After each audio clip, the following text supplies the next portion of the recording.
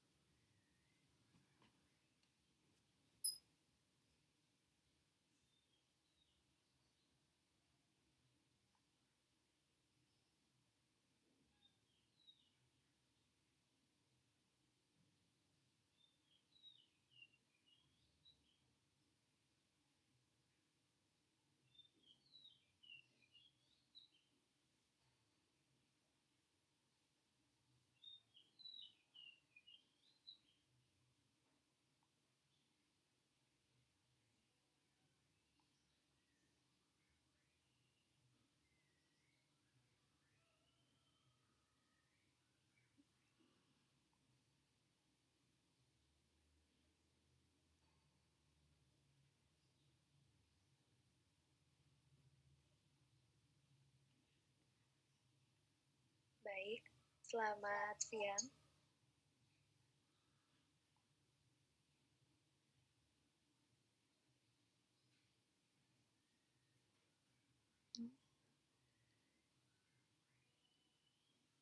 Selamat siang Bapak dan teman-teman sekalian. Perkenalkan kami dari kelompok 9 golongan C akan mempresentasikan hasil kerja kami yaitu mengenai praktikum stabilitas obat. Next. Adapun anggota kelompok kami yaitu yang pertama Mahesa NIM 57, Riona NIM 58, Florencia NIM 59, saya sendiri Tresia NIM 62, Desi NIM 63, Murah Agung NIM 64 dan Ricky NIM 66.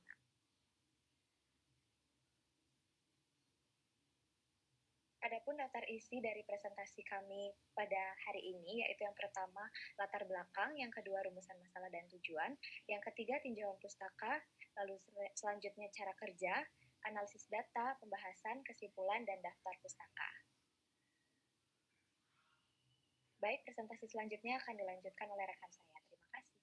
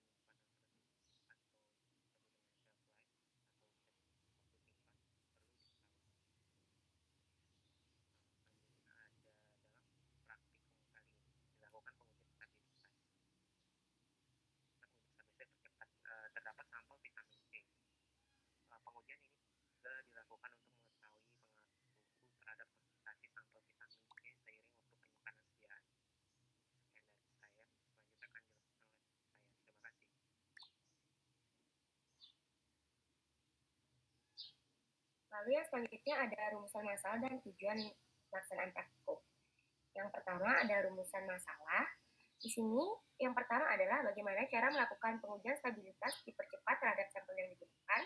Yang kedua, bagaimana pengaruh suhu terhadap konsentrasi sampel yang digunakan seiring waktu penyimpanan. Yang ketiga, bagaimana cara menentukan shelf life dari sampel yang digunakan. Adapun tujuan dari pelaksanaan praktikum kali ini yang pertama adalah praktikan mampu melakukan pengujian stabilitas dipercepat terhadap sampel yang digunakan. Yang kedua, praktikan mampu menerangkan pengaruh suhu terhadap konsentrasi sampel yang digunakan seiring waktu penyimpanan. Dan yang ketiga adalah praktikan mampu menentukan shelf life sampel yang digunakan. Materi selanjutnya akan dilanjutkan oleh rekan saya. Terima kasih.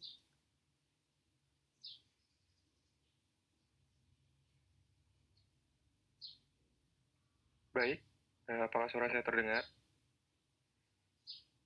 Oke. Jadi selanjutnya ada tinjauan pustaka. Yang pertama itu ada pengertian dari stabilitas. Itu didefinisikan sebagai kemampuan suatu produk obat atau kosmetik untuk mempertahankan sifat dan karakteristiknya agar tetap sama seperti saat dibuat. Itu ada identitas, kekuatan, kualitas, dan kemudian produk. Itu dalam batasan spesifikasi yang diterapkan sepanjang periode penyimpanan dan penggunaan. Nah, ketidakstabilan suatu obat itu dapat mengakibatkan terjadinya penurunan hingga hilangnya khasiat obat. Obat itu dapat berubah menjadi toksik atau bisa terjadi perubahan penampilan sediaan. Bisa dari warna, bau, rasa, maupun konsentrasi. Terus selanjutnya ada jenis stabilitas. Itu ada stabilitas kimia.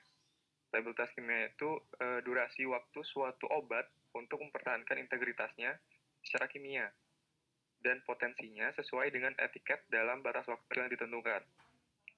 Lalu ada reaksi-reaksi yang mengakibatkan rusaknya kandungan aktif, itu ada hidrolisis dan oksidasi.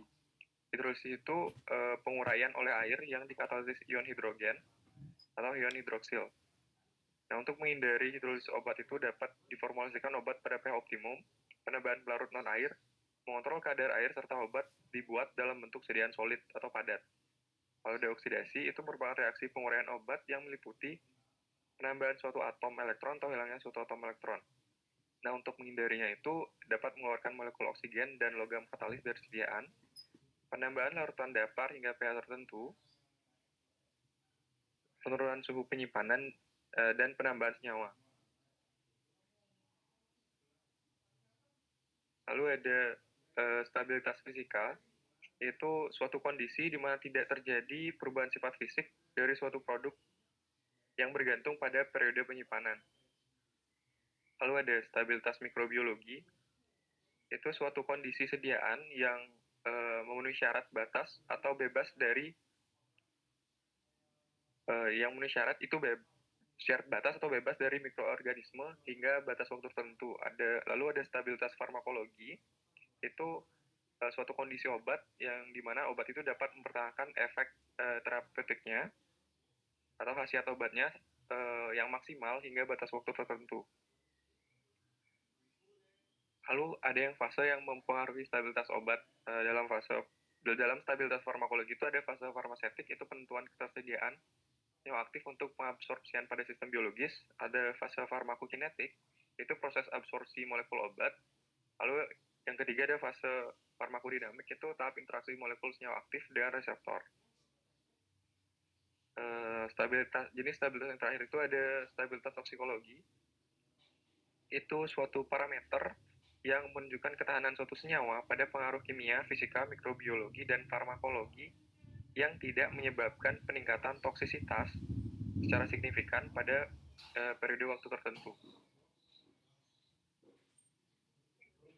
Lalu ada faktor-faktor yang mempengaruhi stabilitas obat. Yang pertama itu ada pH. pH ini akan mempengaruhi dekomposisi obat, di mana obat itu biasanya akan stabil pada pH 4-8. Penambahan asam atau basa dapat menyebabkan ketidakstabilan dan larutan obat terurai lebih cepat. Lalu yang kedua ada suhu. Itu peningkatan suhu akan mempercepat reaksi kimia suatu obat. Di mana suhu yang terlalu tinggi akan menyebabkan berkurangnya stabilitas obat, sehingga kadar dari obat akan menurun. Lalu faktor yang ketiga ada oksigen, di mana oksigen itu berperan penting dalam proses oksidasi. Nah, reaksi oksidasi itu dapat mendegradasi obat sehingga dapat mempengaruhi kestabilan obat. Topik selanjutnya itu ada degradasi obat. degradasi obat itu akan merupakan perubahan dari senyawa obat yang kompleks menjadi yang lebih sederhana, atau dari senyawa obat yang aktif itu menjadi inaktif. Di mana degradasi obat itu dapat terjadi karena perubahan fisik, kimia, dan mikrobiologi. Nah, terjadinya degradasi obat ini akan mempengaruhi kualitas, efektivitas, serta keamanan suatu sediaan obat.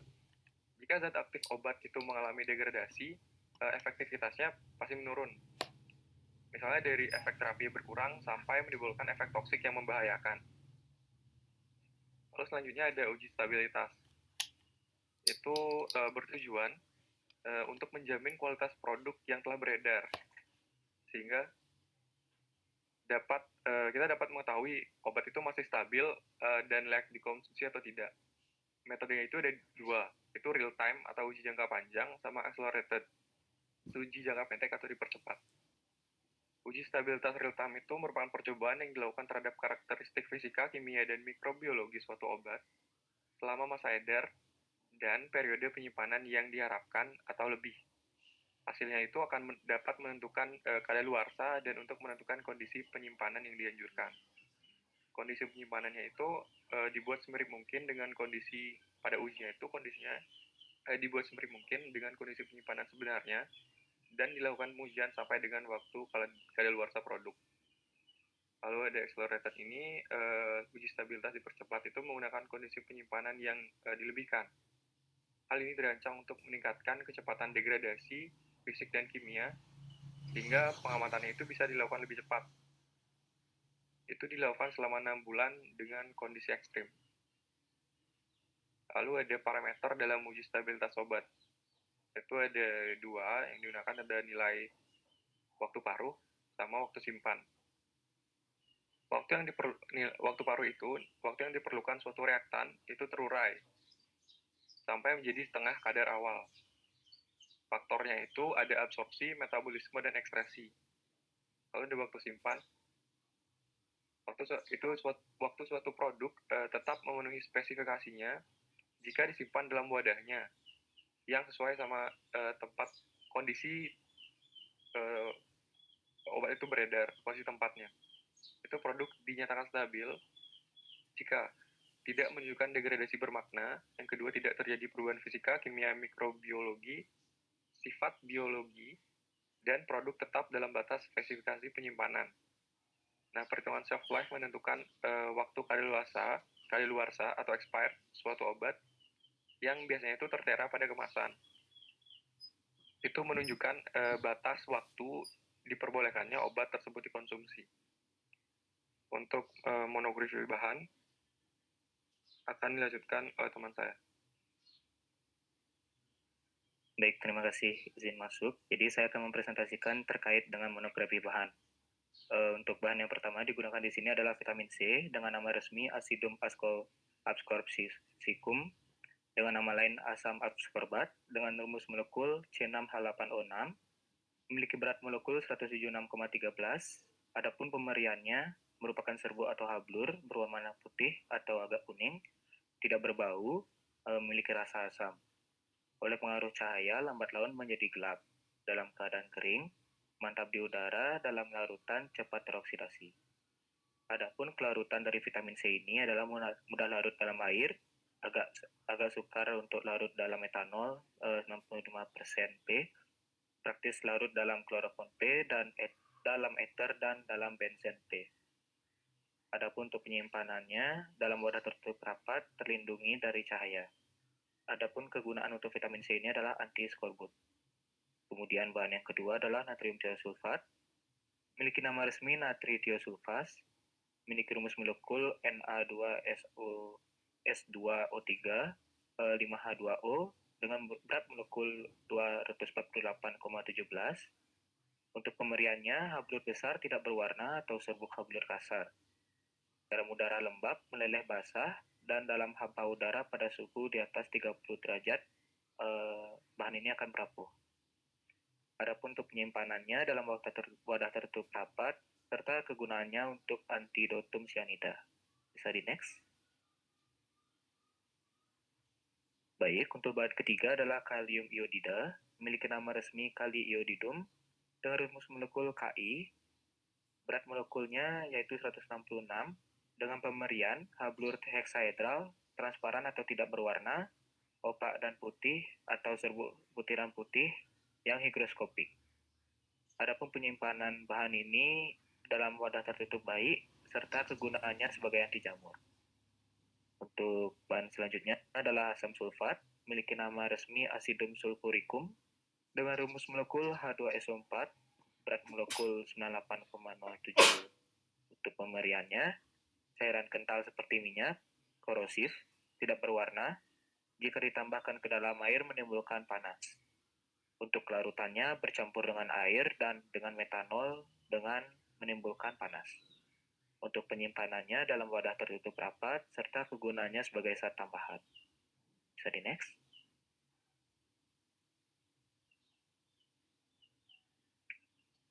Kemudian monografi bahan selanjutnya adalah indikator kanji dengan nama resmi amilomanihot serta pemeriannya yaitu serbuk halus, kadang-kadang berupa gumpalan putih, kecil, kemudian tidak berbau dan tidak berasa.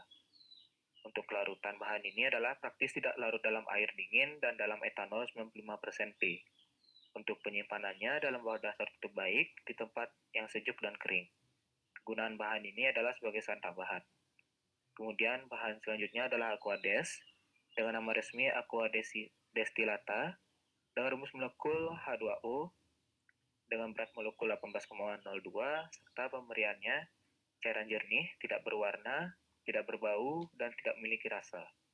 Untuk penyimpanan bahan ini adalah dalam wadah tertutup baik. Baik, selanjutnya adalah cara kerja dijelaskan oleh teman saya. Baik, di sini saya akan menjelaskan terkait dengan cara kerja. Sebelumnya, apakah suara saya terdengar? Ngardes. Baik, yang pertama yaitu terkait dengan alat yang digunakan pada praktikum kali ini. Yang pertama itu ada neraca analitik, kemudian oven, glass beaker, Erlenmeyer, labu ukur, vial, bag filler, pipet tetes, pipet volume, gelas ukur, kemudian ada buret dan statif.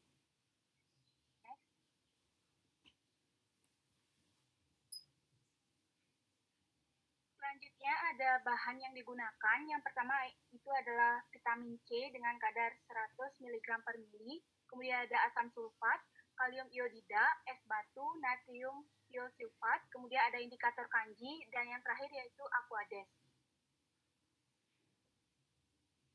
Next. Ini merupakan cara kerja dari praktikum kali ini. Yang pertama, disiapkan sampel vitamin C 100 mg per mili yang dibagi ke dalam 6 vial.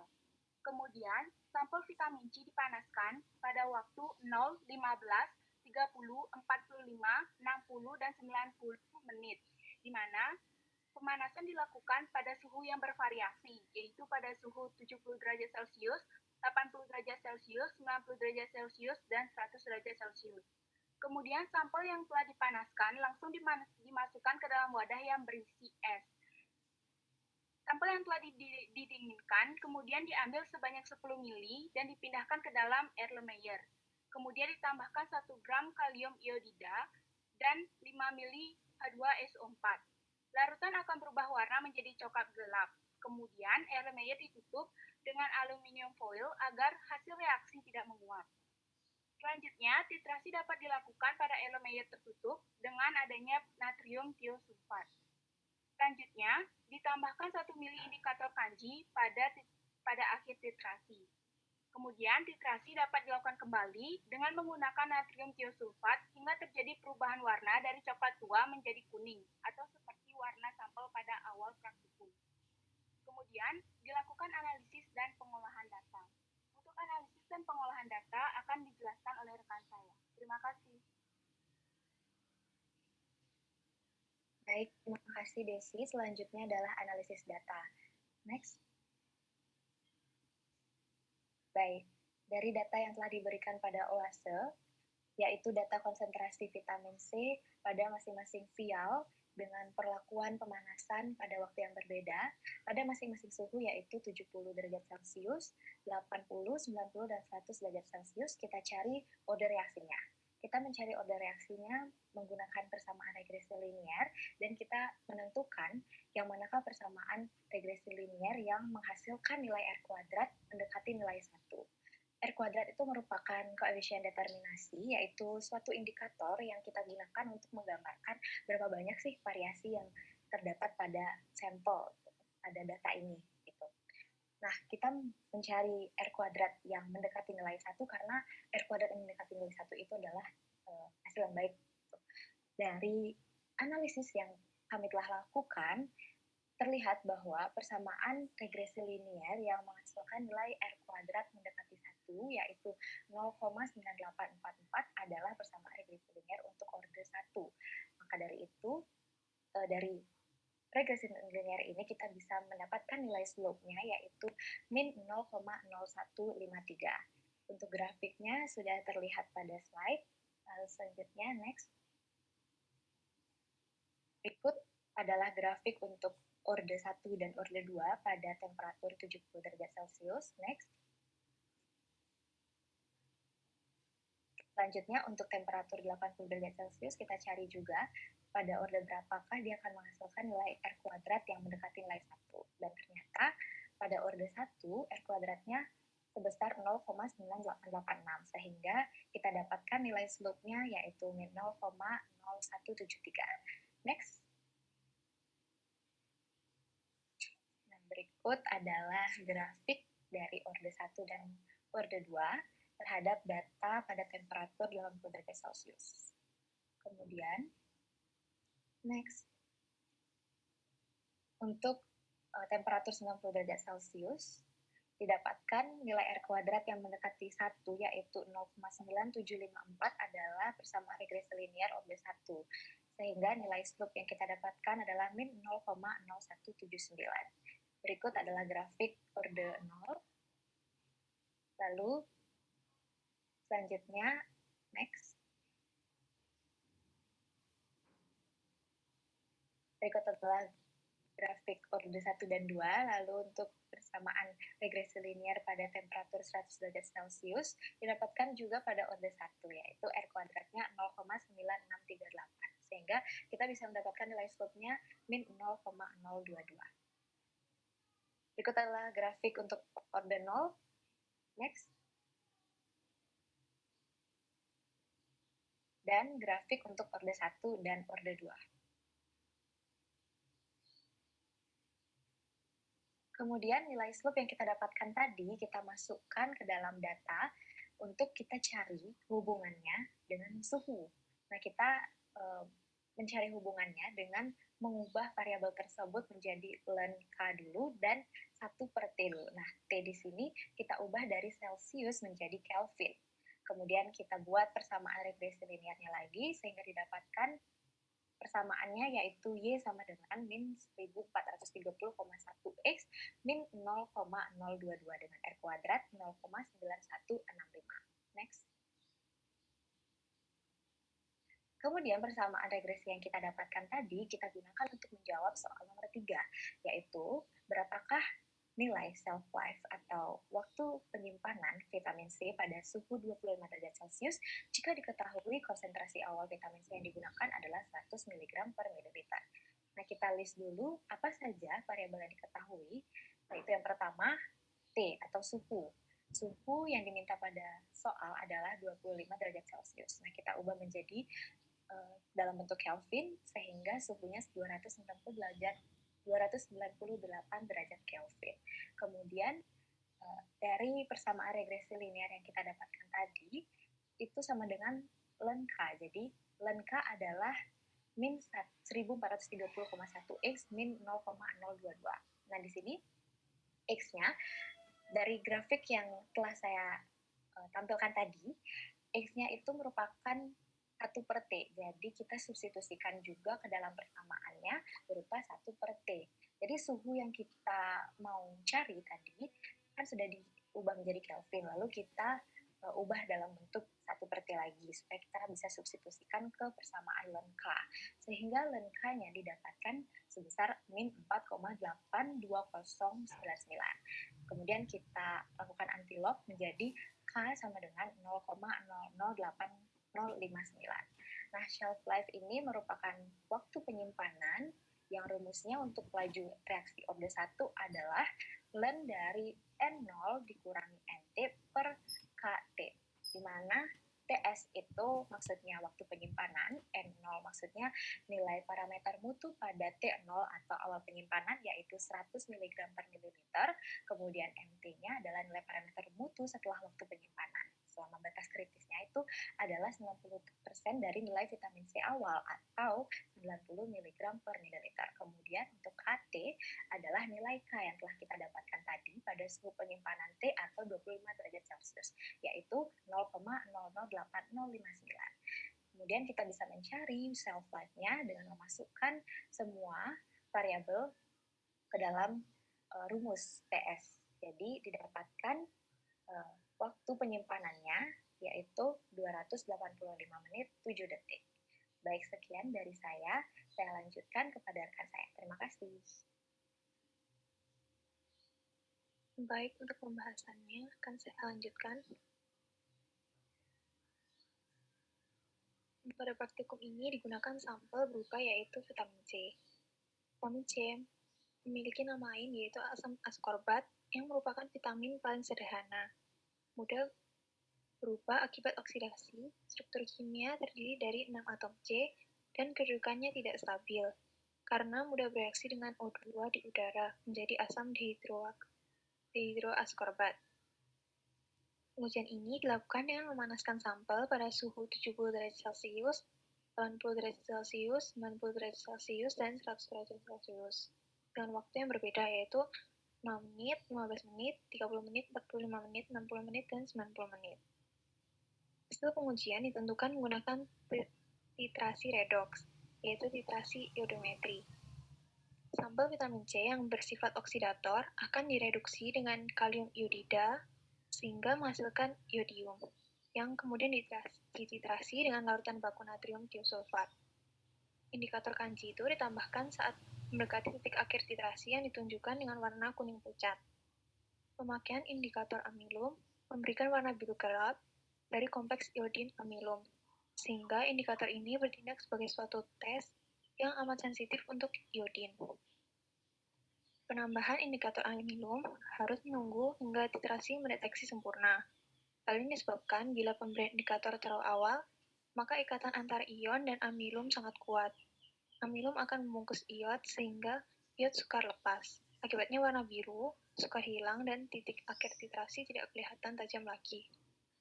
Titik akhir titrasi dinyatakan dengan hilangnya warna biru dari larutan yang dititrasi.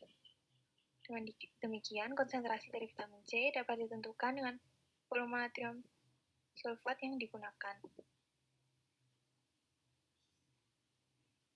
Analisis data dilakukan untuk menentukan shelf life dari vitamin C berdasarkan data hasil pengujian.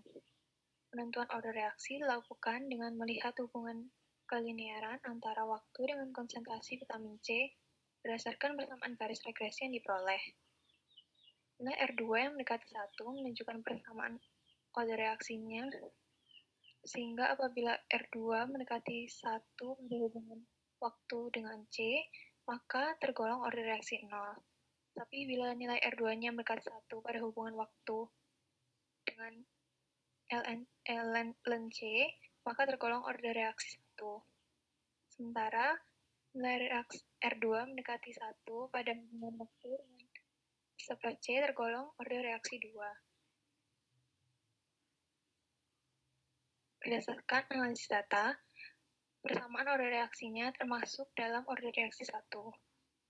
Hal tersebut disebabkan pada temperatur yang berbeda, menunjukkan R2 yang mendekati 1 pada hubungan waktu dengan ln C, sehingga termasuk dalam order reaksi 1. Pada temperatur 70 derajat Celcius, didapatkan nilai R2 pada hubungan waktu dengan ln C adalah 0,9844 yang mendekati 1. Itu juga dengan nilai R pada suhu 80 derajat Celcius, 90 derajat Celcius, dan 100 derajat Celcius. secara berturut-turut yaitu 0,9886, 0,9754, dan 0,9638. Konstanta kecepatan reaksi merupakan ukuran dari berkurangnya konsentrasi reaktan atau bertambahnya konsentrasi produk per satuan waktu. Dari grafik yang tersebut dapat dicari harga konstanta kecepatan reaksinya, yaitu harga slope dari persamaan regresi atau garis lurusnya.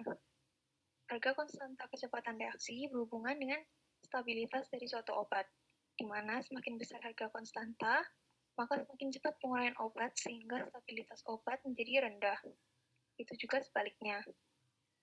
Konstanta kecepatan reaksi digunakan untuk menentukan shelf life atau umur simpan atau waktu kadaluarsa dari vitamin C pada sampel.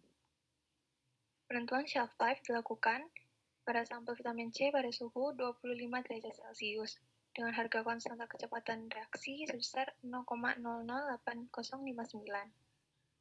Berdasarkan analisis yang telah dilakukan, penentuan shelf life ini dari sampel vitamin C 100 mg per mililiter pada suhu 25 menunjukkan bahwa shelf life dari sampel tersebut selama 285 menit 7 detik.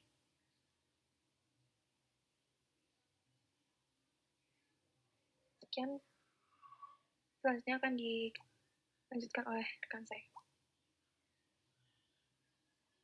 Baik, terima kasih atas kesempatannya. Kemudian ada kesimpulan. Next. Baik, dari praktikum yang dilakukan seperti yang dijelaskan di atas, adapun kesimpulan yang didapat pada praktikum ini yaitu yang pertama, dilakukan pengujian stabilitas obat dengan sampel vitamin C terhadap pemanasan. Adapun pengujian dilakukan dengan memanaskan sampel pada suhu 70, 80, 90, dan 100 derajat Celcius dengan rentang waktu dimulai dari 0 menit, 15 menit, 30 menit, 45 menit, 60 menit, serta 90 menit. Yang kedua, suhu dan lama penyimpanan dapat berpengaruh terhadap penurunan kadar vitamin C.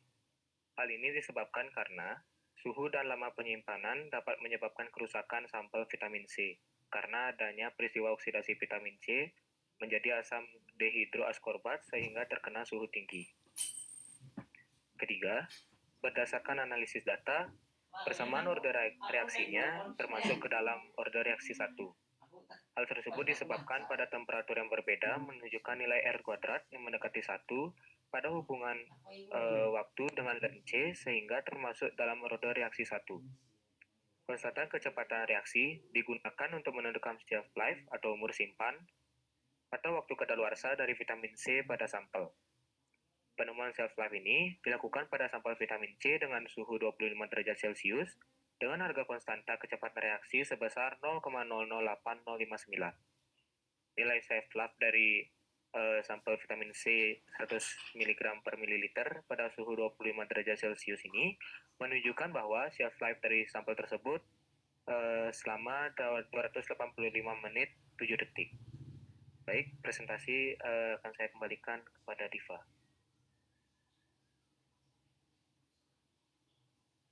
Baik, dengan penjelasan kesimpulan, berakhirlah presentasi dari kelompok 9. Terima kasih atas perhatiannya. Saya kembalikan ke Bapak. Selamat siang.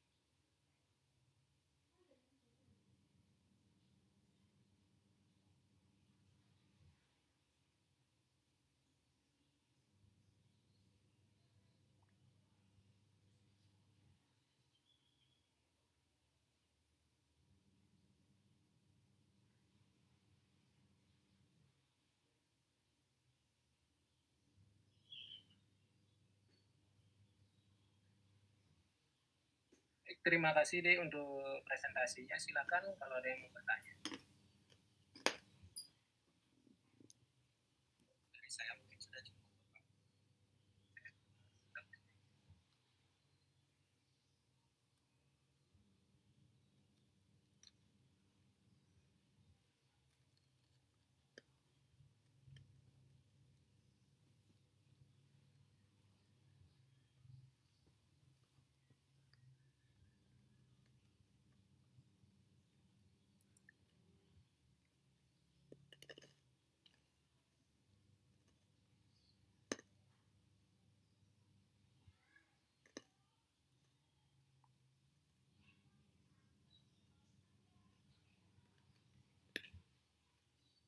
Saya izin bertanya, Pak.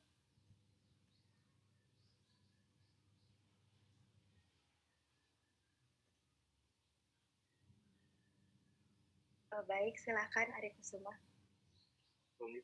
Terima kasih untuk kesempatannya. Sebelumnya, terima kasih untuk presentasi yang sangat baik dan sudah sangat menjelaskan, sudah sangat baik dipaparkan. Baik, adapun beberapa pertanyaan saya mengenai praktikum tadi. Yang pertama, itu saat di pembahasan saya melihat bahwa itu ada R2. R2 yang dimaksud itu adalah R kuadrat. Kan ya? Di saat presentasi juga dijelaskan bahwa itu R2. Di PPT juga tertulis seperti itu.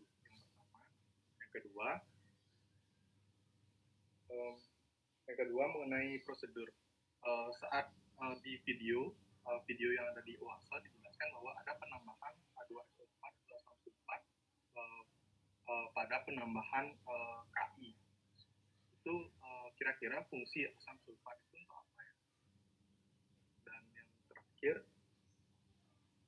saya ingin bertanya, jika kita sudah dapat mengetahui dalam suatu perlakuan suhu, seperti contoh, jika kita sudah mengetahui pada perlakuan suhu 70 derajat itu sudah menunjukkan bahwa reaksi terjadi pada order reaksi 1. Apakah itu bisa diterapkan kepada seluruh perlakuan suhu atau memang harus dicek satu persatu dalam setiap perlakuan suhu? Baik, sekian dari pertanyaan saya. Dapat diterima. Oke, terima kasih. NIM berapa, Dek? Saya NIM 13, Pak. Hari Kusuma. Oke, ditampilkan aja yang tadi yang jadi pertanyaan juga ada di slide-nya.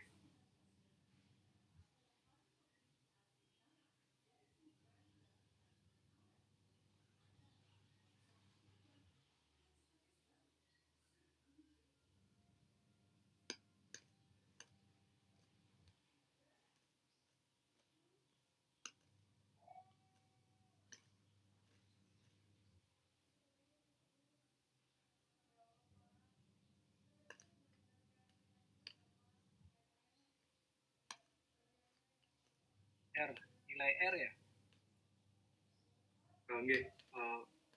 Sebelumnya sudah jelas dijelaskan bahwa R kuadrat yang mendekati 1. Namun, apakah ini di pembahasan itu adalah R2 adalah R yang berbeda atau bagaimana? Oh, oke, silakan kelompok ini. Kelompok 9. Apakah sama apa beda ini R-nya?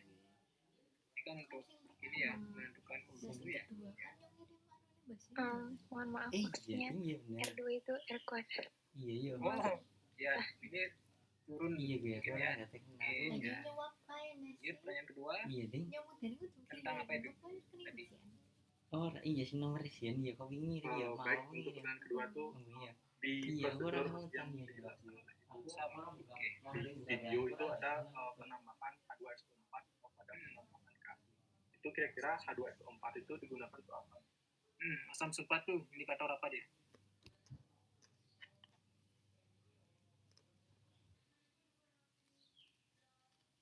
Ini kan ada 5 mili H2SO4. Tambahkan 1 gram kalium iodida KI dan 5 mili H2SO4. Nah, ini untuk apa ini?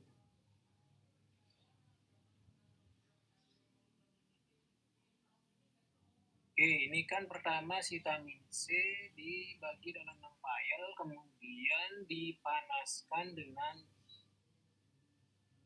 menggunakan waktu 0,15 G pada suhu bervariasi, ditingkatkan suhunya, kemudian dimasukkan ke dalam wadah yang berisi es batu. Nah, berarti ini untuk menurunkan ya atau mengangkat es batu ini untuk potong biar nggak berlanjut dia. Jadi di suhu 70 langsung masuk es batu. Jadi kita dapat nilai di suhu 70. Di 80 masuk es batu, dapat nilai di 80. Kalau misalnya nggak pakai es batu yang nanti reaksinya akan terus nanti jalan ya. Degradasinya akan jalan. Kita kan tahu bahwa di sini adalah suatu stabilitas yang kita buktikan adalah stabilitas dipercepat ya. Kita tahu bahwa ini macam-macam ada stabilitas ya, ada stabilitas fisik, kemis dan mikrobiologi. Nah, yang kita lihat di sini yang stabilitas apanya nanti? Fisiknya apa, kemisnya atau mikrobiologi?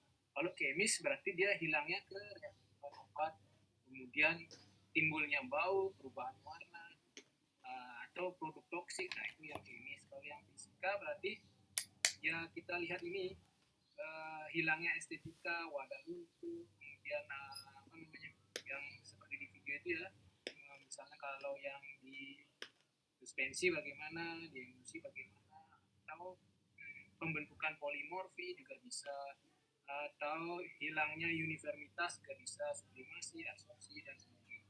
Kalau yang degradasi mikro ya itu ya, mungkin sediaan yang injeksi harus kalau di sini kita lihat di sini vitamin C kemudian diambil 10 dipindahkan dalam air kemudian ditambahkan nih KI dan mana ini indikator ya, indikator penentuan titik. Kalau misalnya larutan berubah menjadi coklat gelap berarti ya itu sudah reaksinya ya, ada bisa kita cek di sana bahwa terjadi suatu reaksi. Nah, penggunaan H2SO4 di sini kira-kira untuk kelompok 9 untuk apa? Ada di video, ada nggak dikasih tahu untuk apa? Kalau di video di OASE itu ibunya mengatakan jika reaksi iodometri itu perlu dilakukan pada suasana asam jadi ditambahkan H2SO4. Tetapi untuk begitu Pak. Ya, di sini indikator ya, dalam artian di sini adalah suatu indikator. Kalau misalnya suatu reaksi berlangsung, indikatornya adalah dengan ditambahkan suatu zat yang menunjukkan bahwa reaksi ini memang berlangsung. Kalau misalnya ditambahkan ini ternyata tidak berubah warna, berarti tidak terjadi dia reaksi. Jadi indikator di sini ya, indikator. Kalau ini yang KI indikator iodium, dia iodometri. Kemudian ditambahkan H2SO4 karena pada saat iodometri ini dia membutuhkan suasana asam. Mungkin kalau kita mau lihat reaksinya lebih lanjut bisa saja. Jadi kita tampilkan di sini struktur dari vitamin C itu seperti bagaimana plus iodometri KI kan iodin plus H2SO4 nanti terikat kemana dia itu kan. Nah, seperti itu nanti terjadi perubahan warna ya kan, terjadi perubahan warna menjadi coklat gelap. Kemudian titrasi dilakukan dalam air cukup dengan natrium disulfat ditambahkan natrium kanji pada akhir titrasi. Kemudian menggunakan natrium disulfat hingga tadi perubahan warna coklat tua menjadi kuning. Oh, balik lagi dia ini. Kemudian dilakukan analisis dan ya seperti itu ya. Jadi kalau misalnya ingin kita lagi lebih melihat lagi, tampilkan gini vitamin C-nya strukturnya seperti bagaimana, kemudian coba ditambahkan dengan H2SO4 dia akan terikat di mana, apakah di CuCH3-nya atau di mana, dia akan menjadi perubahan seperti itu ya, strukturnya akan berubah menjadi OH, mungkin seperti itu ya, akan menyebabkan terjadinya perubahan warna karena kan dia berikat dengan H2SO4. Terus pertanyaan selanjutnya, kode 1 seperti itu ya, apakah akan selalu kalau kita menggunakan accelerated uji dipercepat suhu bervariasi dengan peningkatan ini akan terjadi kode 1 seperti itu ya, yang 13 tadi ya. Ya Pak, jadi saya izin bertanya yang pertanyaan yang ketiga itu, jika sudah diketahui bahwa persamaan regresi linier menunjukkan bahwa R kuadrat itu mendekati 1 pada ordel 1 dalam suatu perlakuan suhu, katakanlah pada suhu 70 derajat, apakah harus mengecek setiap ordel pada setiap perlakuan suhu? Oke, bagus pertanyaannya.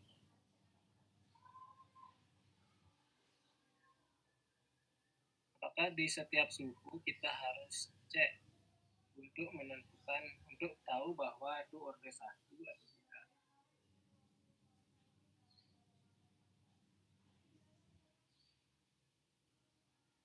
Kalau misalnya di suhu awal, di suhu 70 tadi kita sudah tahu bahwa itu ordel 1, apakah suhu selanjutnya apakah ordel 1 atau tidak? Ya.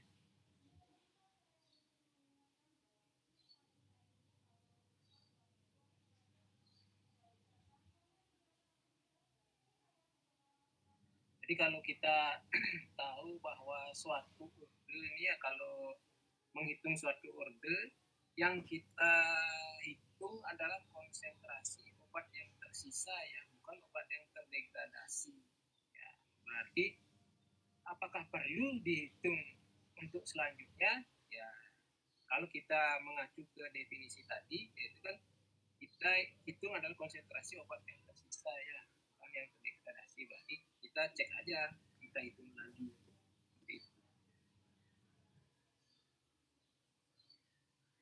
Silakan nih apa namanya, kelompok 9, kalau ada yang ditambahkan boleh.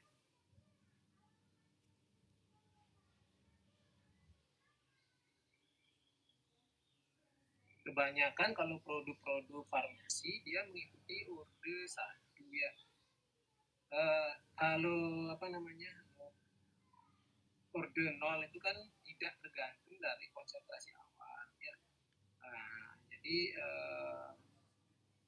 berapapun yang dilepaskan, nah, seperti suspensi berarti dia ya, seperti suspensi kalau misalnya di order 0, berapapun yang dilepaskan tidak tergantung dari konsentrasi awal. Akan tetapi dia bisa berubah menjadi order 1 ketika pada saat kita menambahkan suatu zat sehingga dia menjadi terlarut ya suspensinya, atau ketika kita rubah suhu atau kita accelerated, kita degradasi dia gitu loh, kita lakukan artinya stres di sana ya, sehingga obat ini berubah, itu bisa menjadi apa namanya, mengikuti order 1 dia, bisa kehilangan dari apa namanya,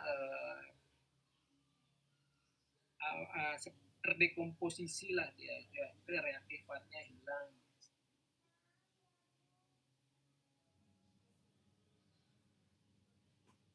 Oke, seperti itu. NIM 13 kira-kira bagaimana? Oke, baik, terima kasih Pak untuk jawabannya sudah jelas. Jadi memang harus dicek kembali apakah memang pada setiap perlakuan suhu berada pada suatu order yang sama. Iya Pak, sudah jelas. Terima kasih. Oke, terima kasih. Oke, ada lagi enggak pertanyaan?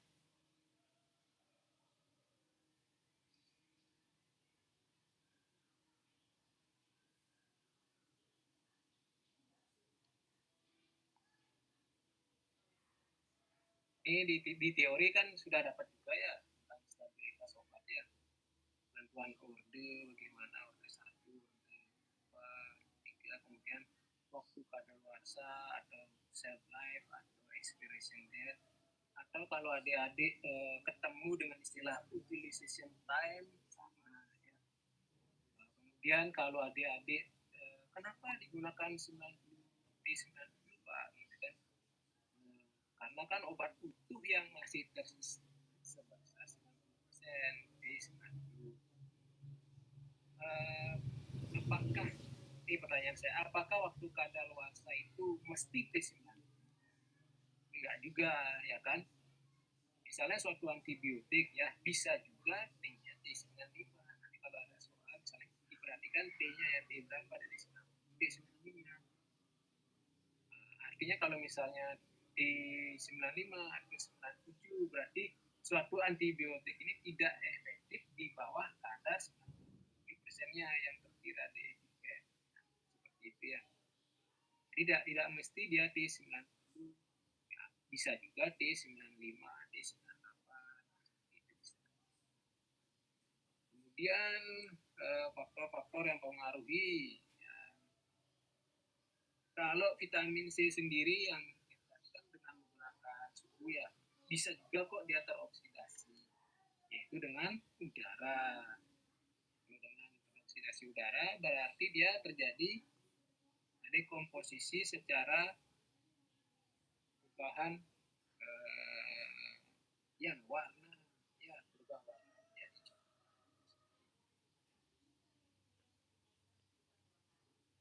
Oke, saya kira kalau misalnya ada ingin mengetahui kenapa sih kita tadi kelembabannya berapa RH pada saat pengujiannya, pada saat accelerated kita testingnya. Nah, kalau misalnya kenapa sih Pak pH atau kelembabannya RH ya, bukan pH. RH-nya pada saat pengujian ini harus ini Pak. Itu berdasarkan ini loh, kalau adik-adik lihat di guidance dari ASEAN, nggak salah ya, ASEAN Guidance untuk pengujian uji stabilitas obat. Nah, karena kita ini termasuk dalam kategori zona ASEAN, nanti kalau adik lihat lagi di guidance yang lain dibagi lagi menurut zona-zona ya, zona 1, 2, 3, 4, mungkin di teori juga sudah dapat ya. Nanti di guidance-nya bisa dilihat kenapa kita lakukan pada kelembaban sekian, karena kan kita termasuk zona kelembaban yang sekian gitu. Nah, berarti kita melakukan suatu pengujiannya mengacu ke guidance-nya itu ya benar ya kan. Kenapa mengacu ke guidance-nya itu gitu kan?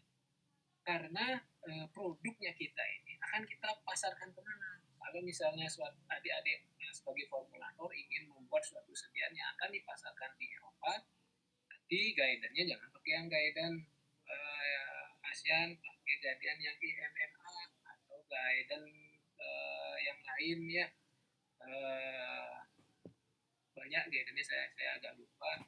Ini bisa dicek di sana pengujiannya seperti bagaimana, pengujian dipercepatnya suhu berapa, kemudian kelembabannya berapa batch yang akan diuji, kemudian suhunya misalnya rentan suhunya berapa lama, semua ada di guidance-nya. Guidance-nya nggak usah dihafal, jadi kita guidance di sini bisa kita lihat.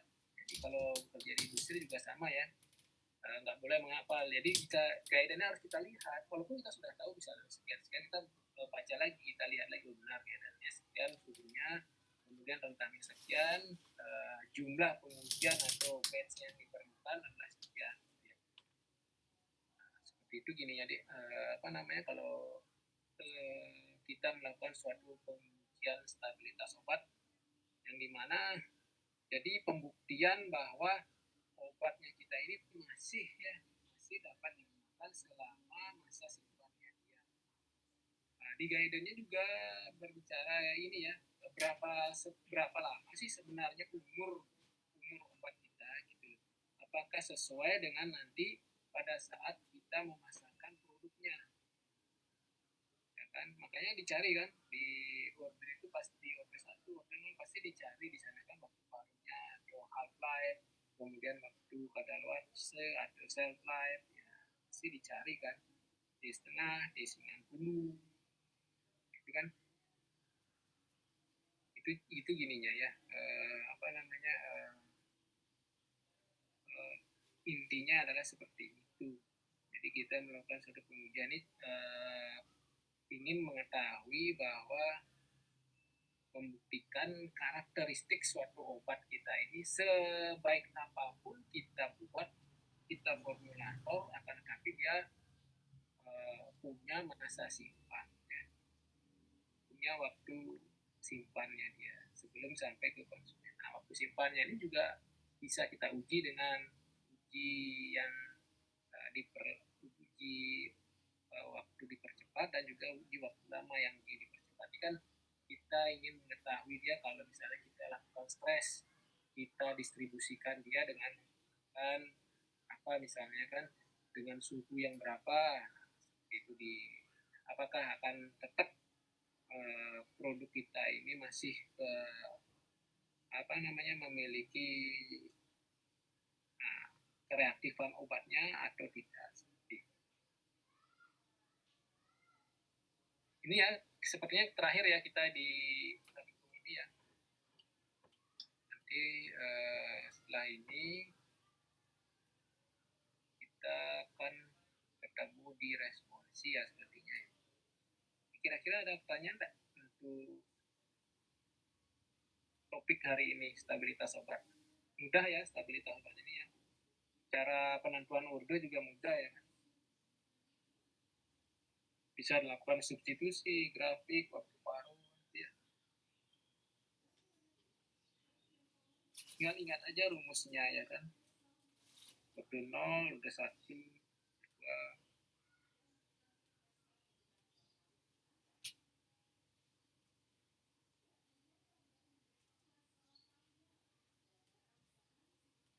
Kira-kira bagaimana? Ada pertanyaan enggak? Cukup?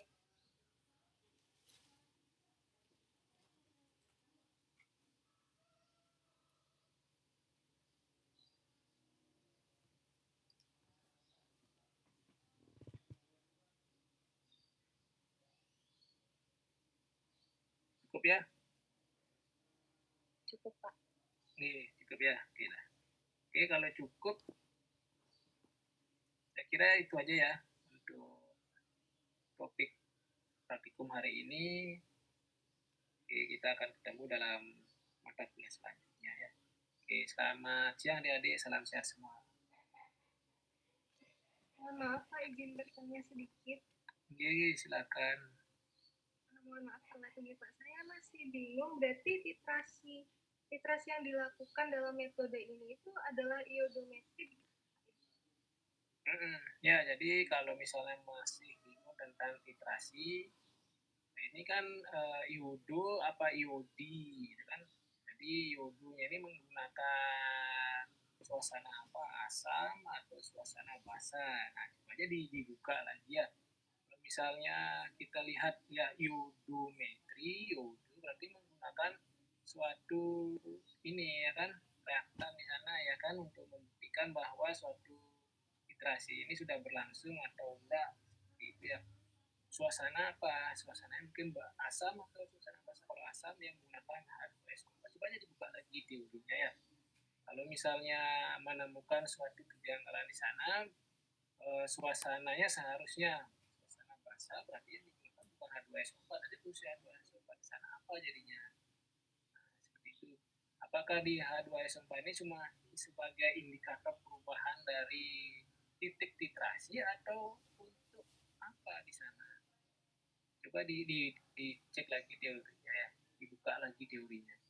Di sini titrasi ini hanya untuk ini ya, membuktikan bahwa suatu reaksi ini sudah berlangsung, kemudian reaksi ini terjadi perubahan, yaitu ditandai dengan adanya warna di sana. Itu ya ininya. Nanti biasanya di praktikum analisis farmasi ya, kalau adik-adik sudah dapat, kira-kira di situ ya, iodo, iodimetri, titrasi asam basa, yang lebih kompleksnya di sana. Gitu deh. Cukup? Sebenarnya saya masih bingung terkait ininya Pak. Yang saya baca dari literatur, reaksi ini kan karena menggunakan suasana asam, berarti dia termasuk iodometri gitu ya Pak ya. Tapi saya baca lagi karena asam askorbat itu memiliki potensial reduksi yang lebih kecil dibandingkan iodium, maka sebenarnya dia bisa dilangsungkan dengan metode iodimetri begitu. Jadi sebenarnya saya masih bingung kenapa di sini menggunakan iodimetri. Itu Bapak, mohon diluruskan kalau saya salah. Iodimetri deh ya, iodi. Ya. Oh, berarti audiometri begitu ya, Bapak ya? Iya. Terima kasih banyak, Bapak. Oke ya. Oke, cukup. Cukup deh ya. Oke. Terima kasih ya semuanya. Selamat siang. Terima kasih Pak, selamat siang. Terima kasih banyak Pak, selamat siang.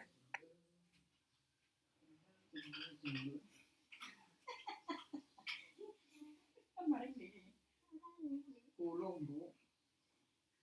Makan maling balik. Kapan? Iya, ada katuringan ya. Langsung.